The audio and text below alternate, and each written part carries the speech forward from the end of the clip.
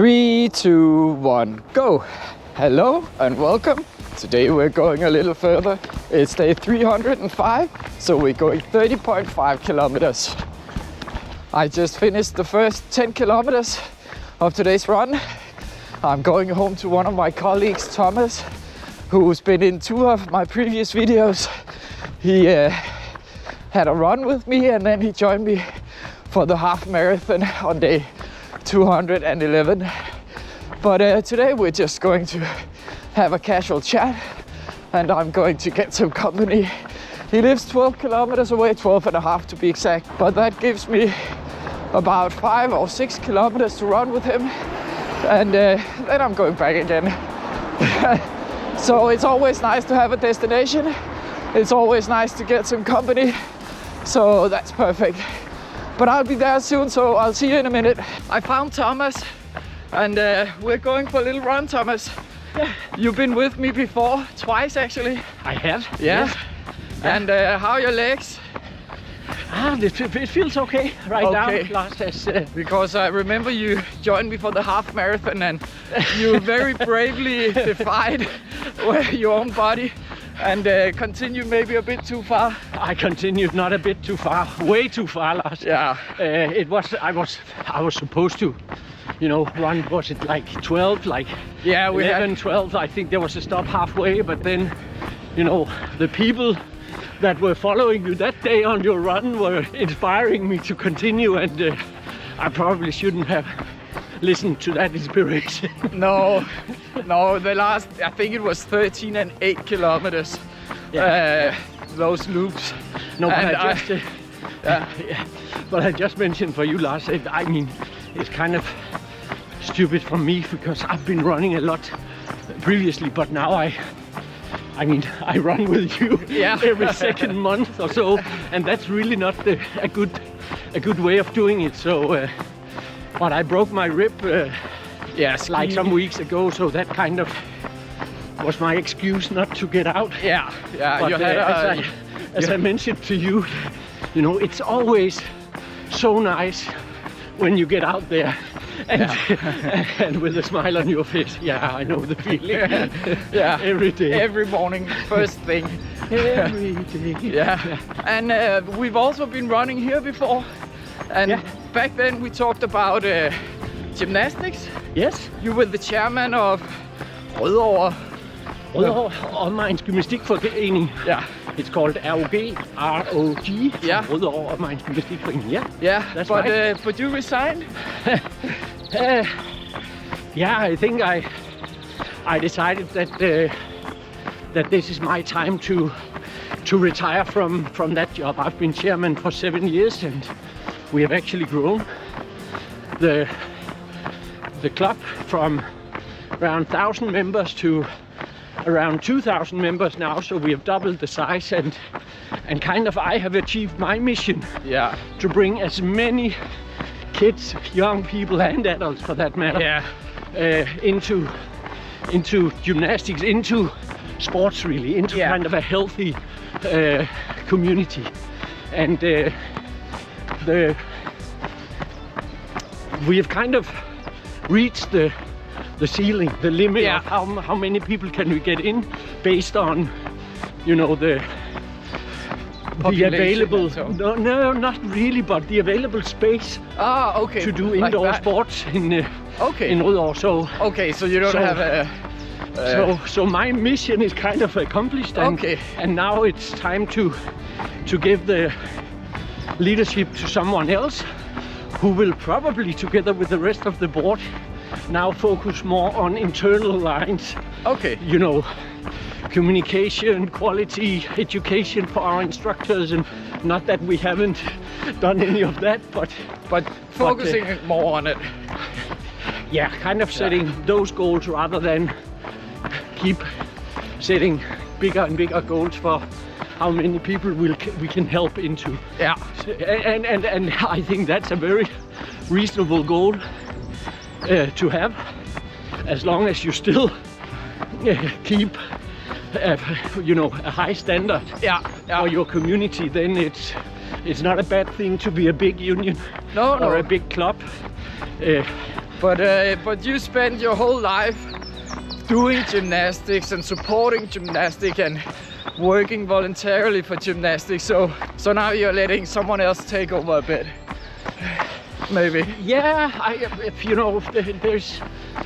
there's of course a mission accomplished, right? Yeah. As mentioned, but there's also, my wife and I together, we have 5 kids, and the only people I've said no to over the past years is my own family. Yeah. Because I am doing so much volunteering work, and I think it's time to say yes. Yeah. And I think it's a good time because I can look back at the 7 years as chairman and see that, we made a positive change. Yeah. Me and the rest of the board, together with our administration team and the instructors in our club, the coaches and volunteers, and Yeah. so it's a very good 7 years to look back on. Yeah, but 7 years is also a long time. So well done. Yeah, thank you. Thank you. No, I wouldn't have done it if it wasn't a pleasure, and if it didn't give me some sort of satisfaction. Yeah. And as you mentioned, I've been in gymnastics for so many years, also trying to run a business, and those skills put together made 7 good years as chairman. That's good. Okay. And this is your hood? This is my hood. Yeah. It's Isn't beautiful. that, We've been here before. Yeah. But I really love. As you know, Yeah. from our garden where we started out, or where you started out with me at least. Yeah. We have the view over the lake, and Yeah. I've always kind of had an idea that an ocean view would be great. You like Okay, an we got ocean view, but you got a lake view. But now I got my ocean Yeah. view. No, looking over, sitting down, reading a book, looking towards some waters. And, Yeah.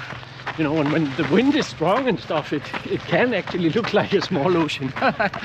That's good. Yeah, we just made a left turn here, Lars, and that means that But you're okay with the long one? that I will run a little longer, but Yeah. let's see. Yeah. And how about you, Lars? Yes. You passed 300k, or not 300 days Yes. last week, Last week. and that must have been quite a milestone for you. That was amazing. But I'm thinking, what is it like to know, okay, I reached a really great goal, 300 days out of 500, so I'm more than halfway. But looking at the kilometers you have left, you are not even close to being halfway. No. I'm about. I'm more than 2/3. No, sorry. I'm more than 1/3 of the way. I've done about. What is it now? About 4,600 kilometers. Yeah. And we're going to 12,525. So we need less than 8,000 now. But yes, it's a lot of kilometers still to go. And how do I feel about that? I'm not sure. No. but I'm very confident that physically I'll be able to do it. Okay, but that's important. Yeah. And I'm also pretty sure that I'm okay mentally. But my biggest obstacle, and that's been the way for a long time now, is time. Yeah. I'm spending so much time on this project, and it is hard to manage family and job and so on. Yes. With all this running, because I'm spending more than 3 hours now. So But maybe another time during the day you could do some sprint to kind of gather more speed in your run. Then you could do some interval training. Yeah. No, I don't think I can allow myself to pick up the speed, because then I'll start getting injuries. I ran once with Anesta Fredskov, who ran those 366 marathons in 1 year. Yeah. She was one of the first people to do something like that, and she said she had made an agreement with her body that if she kept it at 7 minutes per kilometer, she was allowed to go as far as she wanted. Okay. So did they both sign that agreement? Yeah, I think they did. But I kind of made the same agreement, just with 6 minutes per kilometer. Okay. So I think that if I keep it around that speed, I'll be able to go for a very long time. Yeah. But we talked about that also last, that, you know, I think at least once you've tried that, oh, I feel very good and strong today, so I'll just speed up a little bit. Yeah. And then instantly the next day, it's not that you're in bad shape or anything, but the body will react. It will. And instantly the next day, yeah, you felt something in your leg. It was in my calf. Yeah, well, in your calf. I've had in my thigh as well, and in one of my feet. It's pretty instant once I speed up. Yeah. I remember kind of shortly after you started, I spoke to a friend of mine. We play tennis together sometimes, and he's kind of in documentary, you know, in the film space, and I told him about this, and kind of to understand, would this be something that someone would document like that? Oh, okay, yeah. And like a film company, whatever, yeah. Would it be interesting? Station, whatever. Yeah. And yes, of course. But what he said was the only thing that will, or there was two things actually. One was that an injury would stop your project. Yeah. So they could put in all the effort to set all of this up. Yeah. And then shortly after, your project died. Yeah. I really think that what you are doing here, Lars, is great, and yeah, I think you have kind of inspired a lot of people around you, and that's also some of these people I met on my half marathon with you, and you know, they showed up from just having followed you on your YouTube channel a little further, and it was just great, to see how we can inspire other people with stupid projects like yours. That's also one of my goals, is to inspire more people to get out running, and showing that it's not so hard after all. Yeah. But the running world is getting more extreme. Back in the day, a marathon was really something. But now people are easily running 50k and 100k and 100 miles and so on. I think that's part of the humanity, that we will always push the limits harder than what we saw in the future or in the past. Yeah. And that's also technology-wise, which also means that running a marathon 40 years ago wouldn't have been in those shoes, Lars, right? No. Technology is certainly improvement. So technology improvements and just people keep pushing limits. Yeah. Thomas, we've gone 6 kilometers together. Oh. And how are you feeling now? I'm feeling, I mean, maybe I should do another 6 with you. Yeah, but I'm going home. No, just joking. No, I'm doing good. That's good. Yeah. But we're also almost done. I got another 13 kilometers, and that's very fitting because I got 12 and a half to get back home. Yeah. But nice. It's always a pleasure running with you, and the highest respect from my side, and lots of love to you in accomplishing the next nearly 200 days and whatever 1,000 kilometers till you run. But I'm sure 50. we'll have a run again one day. I would love to. I would love to. But it was great having some company and getting to chat a bit. Yes, nice conversations. And I'll see you in an hour or so. Absolutely, yeah. Thanks a lot, Lars. That's good. So now I've left Thomas behind. I've gone 19 kilometers. I had a clear destination when I started, and then 6 kilometers with him, and now we got another 12 and a half home. So that's perfect. And now I have the wind from behind, and I got the sun in the front.